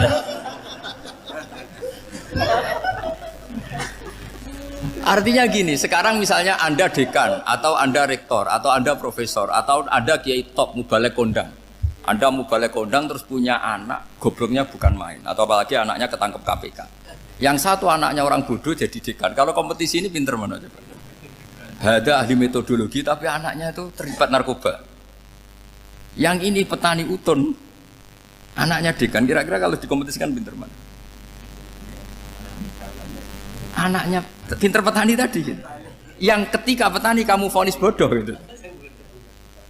Tapi siapa tahu kalau ini menyimpan calon. Paham ya? Kita tidak pernah tahu. Makanya Quran selalu ngajari dalam ilmu sosial itu wa in adri la'allahu fitnatul lakum wa mata'un ila. Di dalam ilmu sosial itu kita harus jawab tidak tahu. Karena mobil. Makanya saya tadi pagi ngaji di direktorat saya bilang, saya pernah diprotes orang, Gus kamu udah jelas 01 apa 02. Ya saya jawab gitu. Manusia itu makhluk yang paling gak jelas gitu. Sekarang soleh suatu saat bisa saja gak soleh. Yang sedang gak soleh suatu saat soleh. Sesuatu yang mungkin rubah kok kamu fanatik itu gimana? Nalarnya itu gimana? Coba kita tahu dulu Wahsy itu pembunuh Hamzah, akhirnya mati mukmin ya enggak? Padahal orang yang sangat dibenci Rasulullah karena membunuh Sayyid siapa? Hamzah. Sa'labah yang tukang itikaf di masjid akhirnya su'ul Fatimah. Kita tidak pernah. Lah kalau nggak pernah tahu ya tidak usah terlalu fanatik biasa saja. Kayak jenengan seneng saya itu ya saya tidak tahu sampai kapan ya. Saya seneng sampean sampai kapan ya tidak tahu. Kayak suami istri itu. Pas nikah harmonis bulan madu sampai kapan bertanya. Yang jelas paling awet itu pasangan jelek itu pasti nggak awet. Makanya jadi guyonan tuh. Pasangan itu jangan baik-baik gak awet. Kalau jelek itu awet. Ternyata maksudnya cantik sama ganteng. Itu suatu saat pasti jadi jelek. Yang jelek sama jelek pasti jelek terus. Makanya jadi guyonan aja. Kalau pasangan jelek itu awet katanya. Tapi kalau pasangan baik, ternyata baik wajahnya itu pasti gak awet. Suatu saat pasti jelek, tapi yang jelek awet. Karena mulai dulu ya jelek sampai itu. Awet jeleknya maksudnya bukan. Ya jelas ya, jadi saya mohon sekali ini ilmu. Sampai ndak urusan, ini bukan urusan cocok ndak cocok, tapi ilmu. Ilmu harus kita dengar bahwa syariatnya para nabi itu yang sifatnya furu'iyah, tidak usuliyah, tidak tauhid itu potensi rubah. Sehingga mengkaji nasab manusia itu satu keharusan seorang ulama. Makanya setiap ada syariat nabi, hal hadis syariah mu'abbada amla, mansukhoh amla. Karena potensi itu tinggi. Kita tahu dulu semua nabi sholat menghadap apa? Baitul Maqdis. Era Rasulullah dipindah ke Ka'bah. Tapi kalau kamu katakan total Baitul Maqdis ya tidak juga. Nabi Ibrahim mulai dulu madhabnya ke Ka'bah. Tapi kalau Nabi Musa ke Baitul Maqdis. Terus kamu bilang ini 01, 02 ya ada, memang syariat jadi sesuatu yang furu'iyah. Nah, kenapa ini furu'iyah? Jawabannya sederhana. Ketika seseorang menghadap Ka'bah itu menghadap batu apa menghadap Allah? Allah. Ketika menghadap Baitul Maqdis hakikatnya menghadap Allah apa menghadap Baitul Maqdis? Allah. Maka menghadap Ka'bah itu sebenarnya masalah furu'iyah. Yang masalah usuliyah adalah inni wajjahtu wajhiya lilladzi fataras samawati wal ardh. Yang permanen adalah menghadap Allah Subhanahu wa taala. Cuma secara prosedur syariatnya secara zahir menghadap Ka'bah. Maka potensi rubah karena ternyata itu furu'iyah. Untuk kiblatnya itu furu'iyah. Yang permanen adalah menghadap ke Allah Subhanahu wa taala. Ini penting ya. Jadi terus sekarang masih antar nabi apa di internal nabi? Ini sudah mau selesai waktunya, sudah habis ini. Internal. Ini sudah selesai, ini sudah pas. Mohon Pak Andi. Wah.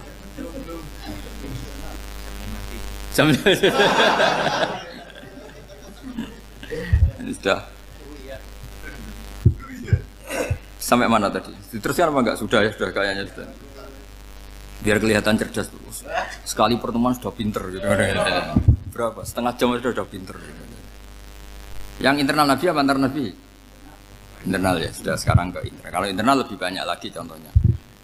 Yang masyhur tentu masalah Baitul Maqdis. Dulu Rasulullah pernah sholat menghadap Baitul Maqdis 16 bulan. Berapa? 16 bulan, kila 17. Pokoknya khilafnya hanya 16 dan 17. Kalau ada bilang 10 bulan berarti gak pernah ngaji khilafnya. Karena khilafnya itu hanya 17 sama 16. Akhirnya sama Allah diminta disuruh menghadap ke Ka'bah. Saya ulang lagi, itu tetap masalah antar nabi sebetulnya. Begini.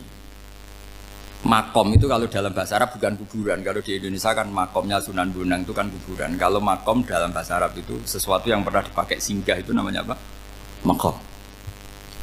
Lalu Rasulullah itu pertama di Medina itu madhep Baitul Maqdis itu 16 bulan. Orang Yahudi senangnya bukan main. Sampai mereka bilang gini, Muhammad tuh gaya-gaya nantok punya agama baru, tapi kiblatnya ikut kita. Baguslah anak itu katanya, masih tahu diri katanya. Bagus katanya itu masih tahu diri. Jadi senangnya bukan main orang Yahudi. Karena kiblatnya Muhammad sama dengan mereka. Ya tentu mereka jangkar Muhammad, bukan Sayyidina Muhammad atau Rasul Muhammad, karena mereka masih gak iman. Nabi itu ya agak tersiksa karena beliau secara gen turunan Nabi Ibrahim dan kiblatnya Ibrahim itu Ka'bah.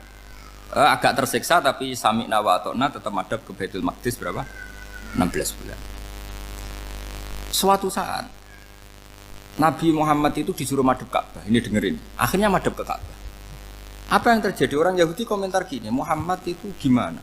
Dia di perantauan, rindu sama keluarganya. Terus rindunya itu diaplikasikan jadi perilaku agama. Jadi dia madhab Ka'bah dianggap kangen. Kayak saya kan orang Rembang. Rembang itu apanya Jogja? Timurnya apa-apanya? Enggak, Jakarta itu mana Jakarta itu? Barat sana ya. Ibaratnya saya orang Jakarta, terus merantau di Jogja. Dulu kiblatnya itu menghadap ke timur. Terus ketika madhab ke barat, kata sampean, wah itu padune kangen apa? Keluarga. Juga kurang ajar orang Yahudi. Jadi orang Yahudi itu memang paling pinter bully. Makanya kalau sampean tukang bully itu ya agak-agak, ya enggak. Saya tidak ngomong agak ya, pokoknya agak-agak. Ya. Pinter bully orang Yahudi. Makanya enggak ada orang debat sepinter orang Yahudi. Yang bisa ngalahkan hanya Tuhan itu. Orang Yahudi yang bisa ngalahkan hanya Tuhan. Sayyidina Ali orang paling terkenal cerdas. Itu kalau sama orang Yahudi itu pusing. Karena ya apa logikanya itu? Saya beri sekian contoh. Ada orang Yahudi tanya gini, Muhammad, kalau kambing mati itu yang bunuh siapa? Ya Allah, mati langsung itu. Agama kamu itu aneh, Mak. Yang langsung sentuhan Allah haram, tapi yang lewat tangan-tangan jahil manusia malah halal. Harusnya itu yang halal kan orisinal, langsung Allah yang bunuh. Jadi utaknya itu aneh, dari cara berpikir itu aneh. Nah cara sampean ini kan, nak halal pangan kue. Tapi Nabi kan nggak boleh bertutur kata kasar gitu. Kalau yang jadi Nabi saya untalan ngono kan gitu. Tapi Nabi kan nggak boleh kasar. Jadi Nabi itu problem karena nggak boleh apa?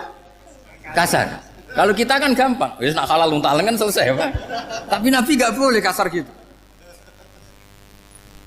Jadi nak jadi nggak Nabi, sampean itu kan enak. Mau keliru ya pantas, mau apa saja pantas. Karena kan nggak panutan. Kalau Nabi nggak bisa meluruskan kebenaran itu harus tetap sesuai akhlak. Ya jadi agak kerepotan. Makanya punya Umar alhamdulillah ada yang nggak perlu aturan itu. Jadi enak.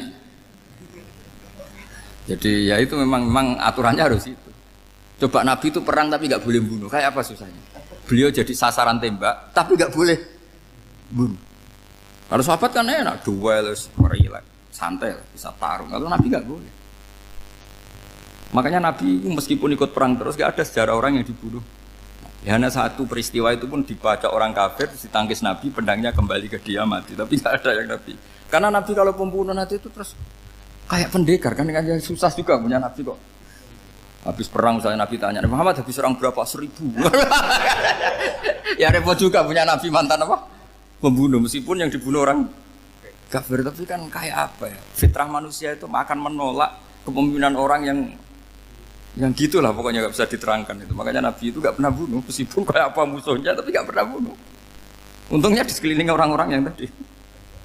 Jangan bilang itu suka bunuh ya, pokoknya perang gitu ya. Perang dengan bunuh itu beda loh ya. Kalau perang itu fair apa? Fair. Sampai mana tadi? Nabi Ibrahim ya. Makom tadi saya ulang lagi. Nabi Muhammad menghadap ke Baitul Maqdis itu hanya Allah nuruti. Ini loh Nabi betul. Tahu betul bahwa di antara syariat adalah Baitul Maqdis karena semua Nabi pernah berkiblat Baitul Maqdis. Tapi Nabi ketika menghadap ke Ka'bah, Nabi juga dibilangin sama Allah. Ini loh syariat yang benar karena Ka'bah juga kiblat sing a'taku, lebih tua ketimbang Baitul Maqdis. Maka disebut Ka'bah Atiqah. Ilal Baitil Atiq. Kalau Quran bahasakan Ka'bah apa? Wal yatawafu bil Baitil Atiq. Atiq itu tua sekali. Ya sudah. Ketika berstatus tua itu orang Yahudi seneng mergo roh kelirune Muhammad. Mereka nantang, Muhammad ayo debat terbuka. Nabi rawuh. Bagaimana Anda bilang Ka'bah itu kiblat tertua? Wong Ka'bah itu pertama yang menghadap sana itu ya kamu. Semua Nabi menghadapnya ke Baitul Maqdis. Terus Nabi Muhammad mulai berargumentasi ilmiah tadi. Enggak, Ka'bah itu kiblatnya Ibrahim. Jadi Ibrahim dulu itu yang mulai dulu kiblatnya itu di Ka'bah. Terus orang itu tanya buktinya apa? Terus dijawab fihi ayatum bayyinatum maqam Ibrahim. Ternyata di situ ada jejak kakinya Nabi Ibrahim, yaitu batu yang diinjak beliau ketika bangun Ka'bah. Itu argumentasi ilmiah. Lah barang orang Yahudi kehilangan ilmu, itu gobloknya orang Yahudi. Makanya yang bisa mengalahkan Yahudi hanya Allah Subhanahu wa taala. Luang Ibrahim saja golongan kita, pengikut kita. Ibrahim itu pengikut Yahudi. Wah, itu Nabi mulai senyum-senyum, mulai tertawa-tawa. Wah, itu goblok orang terdidik. Karena itu ibaratnya kayak kamu bilang Soekarno itu pengagum Puan Maharani. Kira-kira seperti itu. Soekarno itu pengikut Puan, karena Yahuda itu Yahuda bin Yakub bin Ishak bin Ibrahim. Saya ulang lagi ya, nasabnya Yahudi ya Pak. Yahuda bin Yakub bin Ishak bin Ibrahim. Jadi Ibrahim itu mbah keempat dari Yahuda. Tapi karena mereka kalah debat, Ibrahim itu pengikut Yahudi, itu sama dengan bilang apa? Soekarno itu pengikut Puan Maharani. Itu kan jadi aneh. Atau Gus Dur pengikut Mbak Yeni, atau Basim Asari pengikut Mbak Yeni, itu kan aneh. Wah, akhirnya sama Allah diingatkan. Makanya ada ayat ha antum haula hajjatum fi ma lakum bi ilm falimatu hajuna fi ma laysa lakum bi ilm. Perjanjian debat ini semuanya harus ilmiah. Tapi kenapa perdebatan Anda malah ndak ilmiah? Akhirnya orang Yahudi iftadohu, malu semua. Wah, semuanya Muhammad itu satu-satunya kekalahan orang Yahudi. Tapi ayat-ayat seperti ini itu enggak populer. Ayat ha antum haula hajastum fi ma lakum bi ilm falimatu hajuna fi ma laysa lakum bi. Jadi Islam betapa hebatnya Islam. Kalau debat harus ilmiah. Dan Kanjeng Nabi menantang, ini perjanjian kita debat ini ilmiah. Kenapa sekarang jadi tidak ilmiah? Yaitu kamu mengatakan Ibrahim itu pengikut Yahudi, padahal Ibrahim dengan Yahudi itu dulu Ibrahim. Makanya Islam kalah, man. Tapi tetap ra Islam, tapi nah, makanya terus Ka'bah dibuktikan ketuaannya lewat apa? Fihi ayatum bayyinatum maqamu Ibrahim. Itu bukan makam kuburan. Karena makamnya Nabi Ibrahim tetap di Hebron, temudi Palestina. Kira-kira itu Palestina. Jare Israel yo ning Israel, mbah menang di. Jare ning Israel yo ning Israel, jare Palestina ning. Saya pernah ziarah ke sana di Hebron. Di makamnya Nabi siapa? Ibrahim. Jadi jelas ya, jadi nasa mansuh itu ketentuan yang dikehendaki Allah Subhanahu wa taala untuk menguji loyalitas manusia, menanggalkan semua akalnya. Makanya saya mohon sekali siapapun yang ngaji saya dimanapun, sekali-kali manusia itu harus menanggalkan akalnya. Sekali Anda pakai akal, maka Anda akan ingkar dengan nasa mansuh. Nasa mansuh itu hukum yang direvisi, yang dibatalkan. Makanya orang Yahudi lagi-lagi pinternya orang Yahudi, merovokasi orang-orang yang Islamnya belum kuat, diprovokasi gini.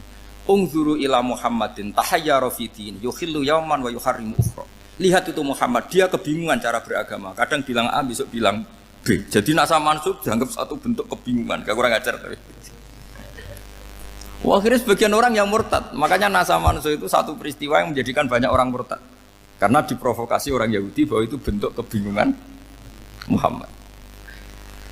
Akhirnya terus saya qulu sufa minan nasi ma wallahum al-qiblati mulati kanu aliyah. Nah, kelirunya orang Yahudi adalah ternyata nasa mansuh yang dipilih Rasulullah itu semuanya ada di Taurat dan Injil. Termasuk di Taurat dan Injil disifati dan Nabi sholli ilal qiblatin, bahwa Nabi ini akan bersolat dengan dua kiblat. Makanya tetap ditantang. Qul fa'tu bit Taurati fatluha in kuntum shadiqin. Kalau kamu tidak percaya bahwa saya ini orisinil, ayo bareng-bareng mengkaji Taurat. Tapi mereka tidak siap mengkaji Taurat. Karena Taurat semuanya mendukung Rasulullah Muhammad SAW. Fatluha in kuntum shadiqin. Makanya ini penting sekali ngaji. Jadi perdebatan itu macam-macam. Dan itu pinternya orang Yahudi. Ungzuru ila Muhammadin tahayyara fi dini yukhillu yawman wa yuharrimu ukhra. Ini penting sekali. Makanya nasa mansuh itu uji loyalitas. Itu Imam Malik kalau mencontohkan ke Imam Syafi'i. Saya berisikan contoh fikih. Ini saya melanggar waktu ini. Ini sudah berapa? Saya yang tidak mengesahkan diri saya. Ya misalnya ini ya, ini kertas sak bawa ya, ini kertas sak bawa. Terus ini tak kasih uang misalnya, uang 100.000. Atau kalau contoh Imam Syafi'i dulu dididik Imam Malik begini. Ya Syafi'i, kalau kamu punya 2 budak, 2 pembantu, kalau dulu kan masih ada budak, 2 pembantu lah kira-kira. Seneng mana, yang cerdas sama yang goblok? Seneng yang cerdas. Kalau yang nurut sama yang bantahan, seneng yang nurut. Lah yang nurut itu yang goblok. Makanya tinggal dibalik saja. Kamu tak beda ya. Seneng mana punya istri yang cerdas apa yang goblok? Coba jawab. Atau ibu-ibu mbak-mbak ini, seneng mana punya suami yang cerdas atau yang goblok? Kalau cerdas gak bisa diakali. Tapi goblok nurut tapi ya kadang di sini-sini kan di sini.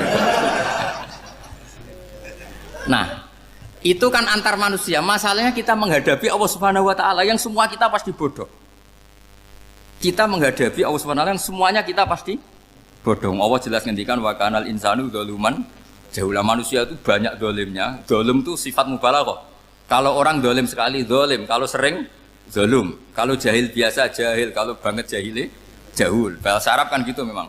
Ghafir pengampun biasa, kalau ghafur selalu mengampuni. Syakir, makanya sifatnya Allah Taala ikut wazan faul semua. Ghafur, syakur, atau diikutkan wazan faal. Kalau goblok biasa jahil, goblok banget jahal kan itu. Kafir biasa kafir, kalau kafir banget kafar. Ya, jadi wazan balagha itu bisa faal, bisa faul ya. Kafirin, kafar atau kafur. Paham ya? Malah ngaji nahwu. Ya, tapi ini memang perangkatnya ya. Ini kan perang mau tidak mau. Makanya misalnya Allah tidak suka kulla kafarin banget kafir ya, Pak. Paham ya? Kulla khawanin banget khianate. Kalau khain khianat biasa, kalau khawan sering khianat. Lah manusia itu kata Allah apa? Zaluman. Wes banget dolime, banget bodoh. Itu kalau yang ngarang hikam mencontohkan tuh gini, manusia itu pas bener saja salah, apalagi pas salah. Jadi manusia itu kata Imam yang ngarang hikam itu, man itu kanat mahasinhu masawiyah, fakih fala takunu masawihi masawiyah. Ketika baik saja buruk, apalagi ketika buruk. Coba kalau ada orang dermawan sama teman-temannya, tanyakan istrinya, duit dihambur-hambur, disekno konco ngalono bojo. Nah, mesti gitu.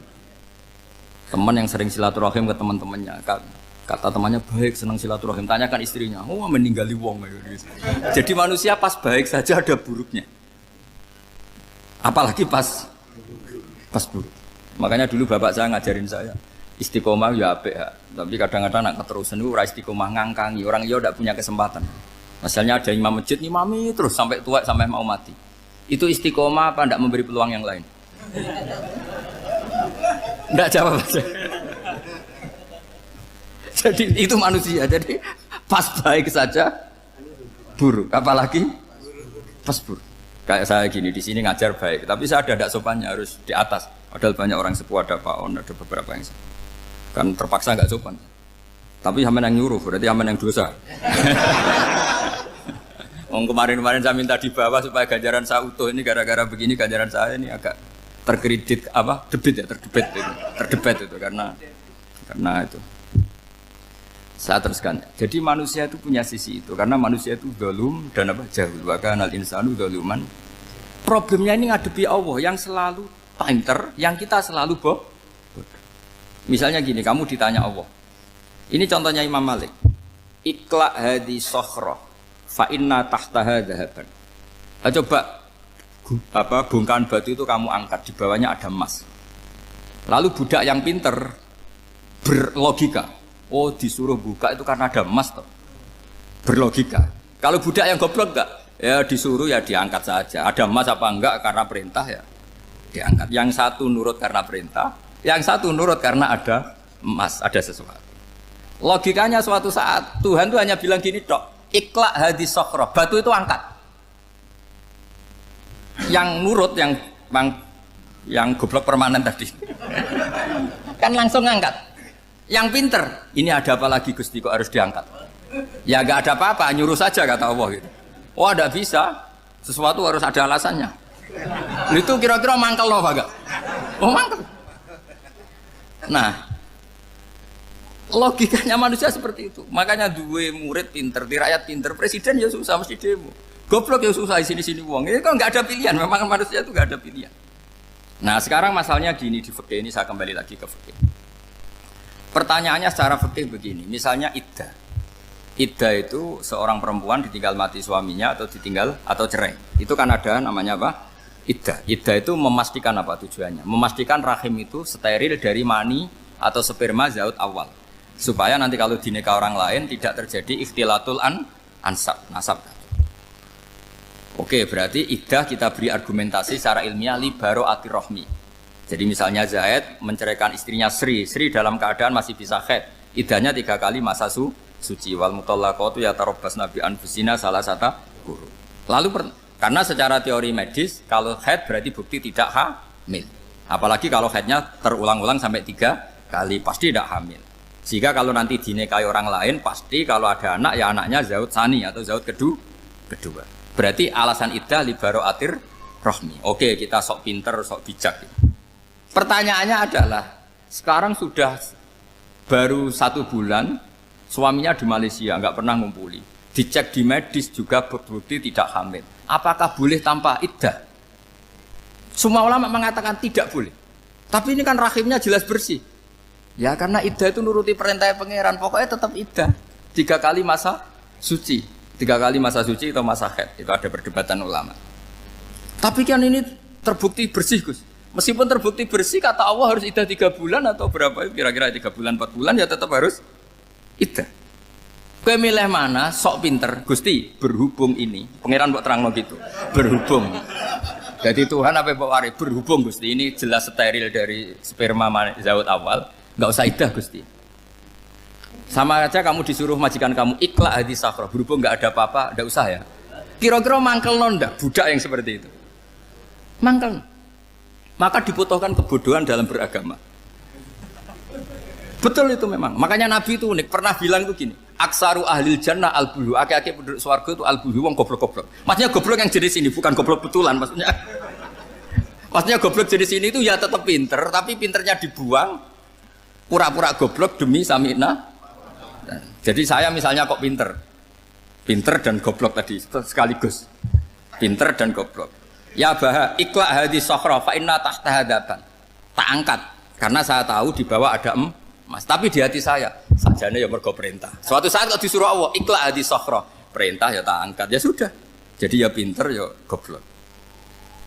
Saya tahu namanya perintahnya Allah pasti ada hikmahnya. Hikmahnya iddah adalah li baro'atir rohmi. Tapi hikmahnya jadi kawula adalah nurut perintah Allah, cek tahu alasannya maupun tidak. Lah di sini ada illatul hukmi untuk membangun kecerdasan, tapi ada loyalitas untuk membangun ubudi. Ya, bahwa kita ini kawula roh tetap loyal.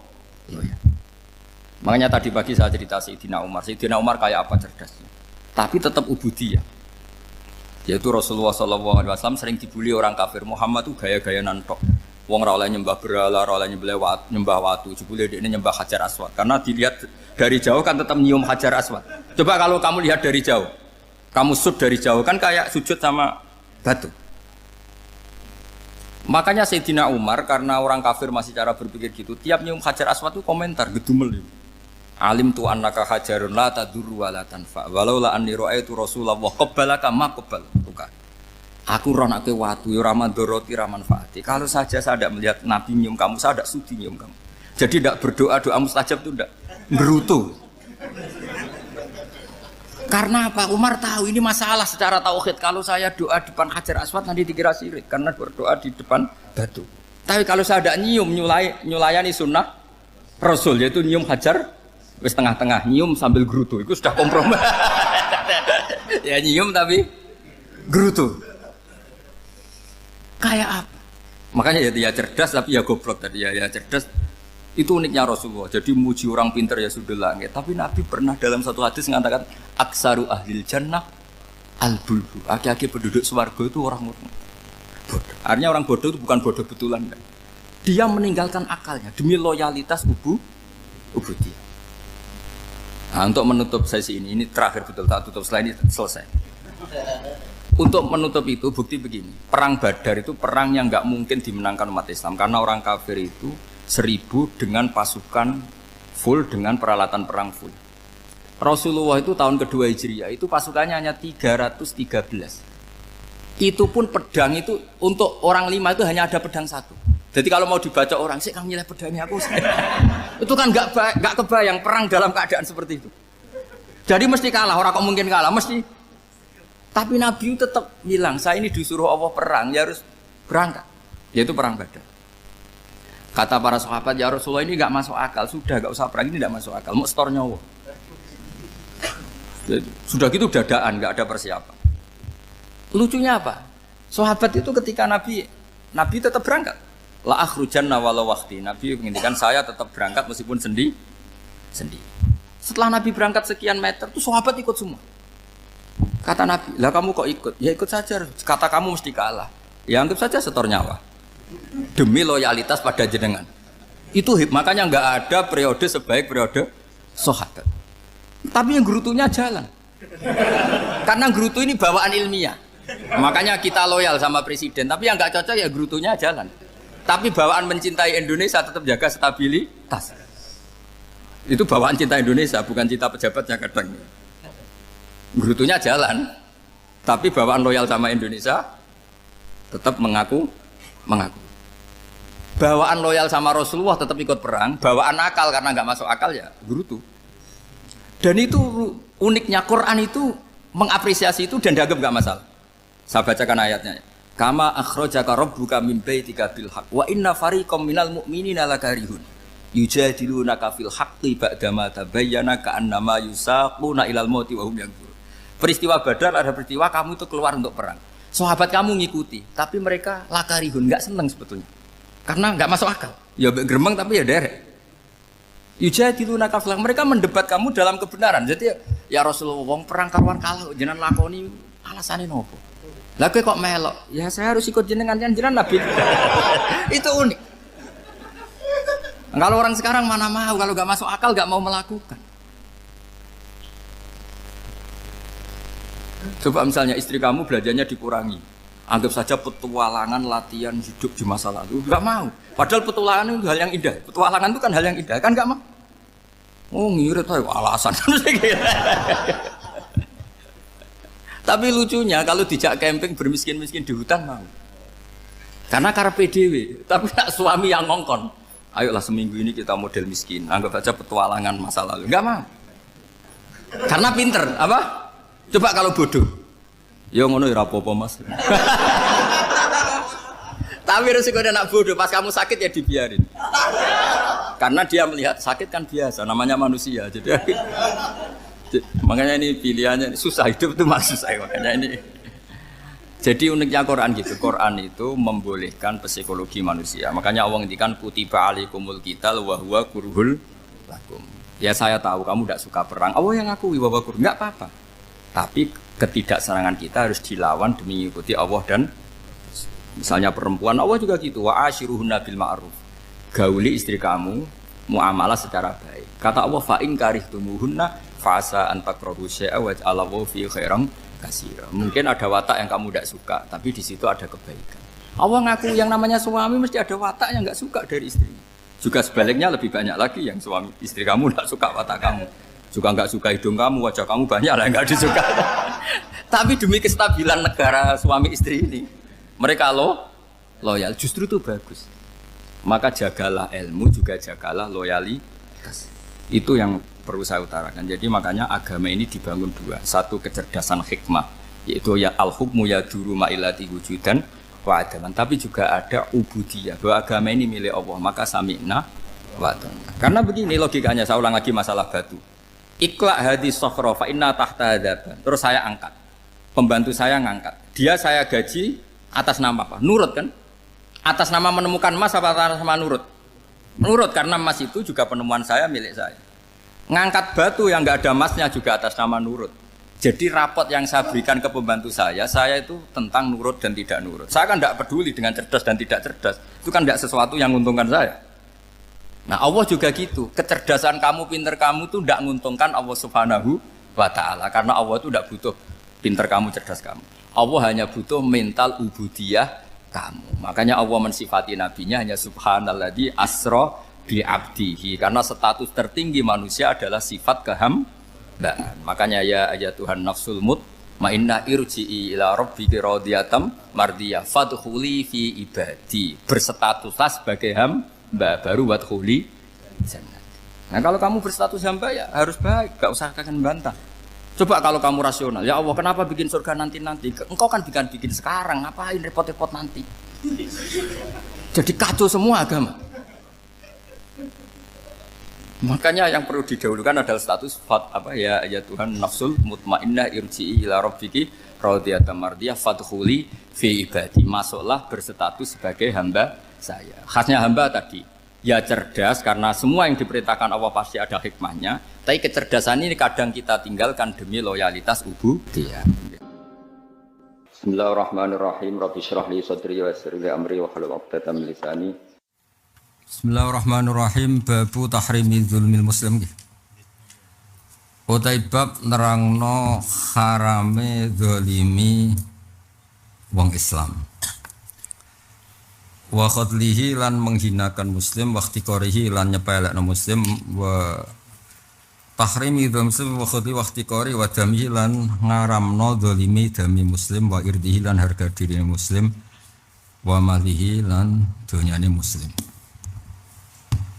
Haddatsana Abdullah bin Maslamah bin Qanab qala haddatsana Dawud Ali bin Qaisin an Abi Sa'id maula Amir bin Quraish an Abi Hurairah qala Rasulullah sallallahu alaihi wasallam la tahasatu aja saling hasad sira kabeh wala tanajazu lan aja saling banjet sira kabeh. Kados wingi kula terangno banjet niku orang yang menawar yang enggak ingin beli. Tapi kong kali kong mbek baek supaya harganya napa? Naik. Wala tabaghadu lan aja saling benci sira kabeh wala tadabaru jaling ungkur-ungkuran sira kabeh. Wala yafilan aja adol sapa ba'dukum sebagian sira kabeh ala baibadin ing atase dagangan sing liya. Cek aja tuku cek aja adol sami niki kate ndelok konteke wa kunu lan ana sira kabeh ibadah wa ikhwana. Biar kula terangno secara fikih, rungokno sithik secara fikih. Ba itu kan ada luzum, ada qoblal luzum. Apa contohnya lamaran itu gampang lamaran. Kowe seneng Sri terus mbok lamar. Urung jelas ditampa, iku kowe oleh masuk, mergo urung jelas ditampa. Tapi nek jelas ditampa kowe masuk pembatal iku berarti masalah. Mergo umpama ora ngono berarti pelamar pertama mesti menang. Ana cawayu sing nglamar sik ben liyane tertutup. Tak baleni meneh. Jadi tidak boleh khidbah ala khidbati akhi itu sause diterima. Nah sebelum diterima kan cek pasar umum. Nah pasar umum tuh orang boleh komentar. Napa? Misalnya ada wong dilawar Hamdani kan mesti aku wah ada sokluk itu lama lala. Nah ana ono sing sugih, iki bener sugih tapi nabukan. Makanya termasuk sing oleh ngrasani iku wong lanang lamar cawe wedok iku komunitasnya oleh ngrasani karena ini bahaya ini. Makhluk itu masyhur kan ada perempuan dilamar orang namanya Abu Jaham sama Muawiyah. Sing Muawiyah boten Muawiyah sing Muawiyah iki dawuh Nabi amma Muawiyah fasokluk lam alalah kena gelem kere nduk ora apa-apa entuk cah iki. Tapi kirim karek nerusno. Tapi nek kowe entuk iki Abu Jaham iku sugih tapi nabukan. Akhirnya terus diputusno ning kitab fikih oleh ngrasani termasuk apa? Ngrasani ne wong ning calon suami. Termasuk ngrasani kowe ya oleh mergo ya ngene iki kejadiane. Salahno wong lamar anake kiai, pacakane resik apik. Tapi gobloke ora ketulungan. Sono wong khusuk macane kitab akeh tapi kedonyan. Wa barang nyeleksi anake ra payu. Mergo kakek apa? Seleksi. Nah. Ba itu ada dua sebetulnya itu bahasa ba di mana tuku beli itu salah saja. Salah tapi bener. Di semua kitab fikih, sing kitab fikih kuno mesti kitabul ba'. Enggak ada kitabul ba' wa sira itu enggak ada. Karena ba' itu ya bisa sira ya bisa ba'. Mulane nggone Quran ya ora ana kata bek nemen-nemen ya ora ana. Misale wong elek sapa? Ulaikal ladzina starawud dalalata bilhuda. Padahal beli kejahatan ya salah, menjual juga salah. Tapi sing dikritik Quran kadang siroknya saja. Tapi sebetulnya memasukkan apa?